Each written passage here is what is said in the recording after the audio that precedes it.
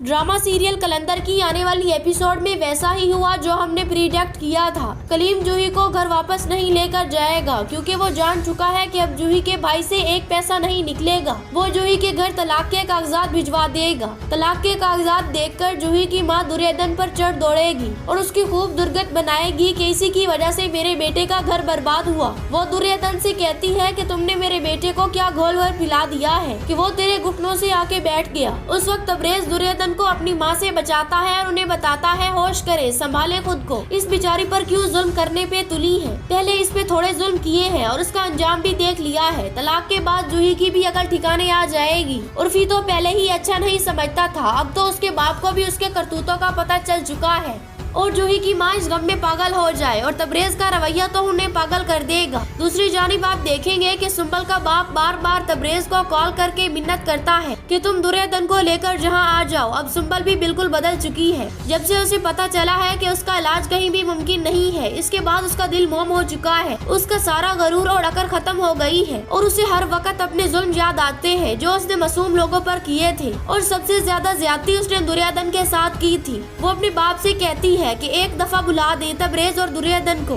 तबरेज और दुर्योधन वहाँ से तैयारी करके निकलने लगते हैं तो दुर्योधन की चची उसकी मिन्नत करती है कि तुम ना जाओ, तुम कहाँ जा रही हो, तुम मालकिन हो इस घर की। लेकिन तबरेज सबके रवैयों से तंग आ गया है और वो वहाँ से एक दफा फिर चले जाएंगे और एहसान साहब के घर आ जाएंगे। लेकिन वो उसे साफ साफ बताएगा कि वो यहाँ नहीं रह सकता, लेकिन वो अपनी बेटी को भी छोड़कर नहीं जा सकता। मजबूरन उसे वहाँ रुकना पड़ता है, लेकिन तबरेज के दिल में कोई मलाल नहीं होगा। दूसरी तरफ आप देखेंगे कि शफक की माँ उससे मिलने उसके घर जाती है और उसकी हालत देखकर तड़प कर रह जाती है और सफर को वापस घर ले आती है।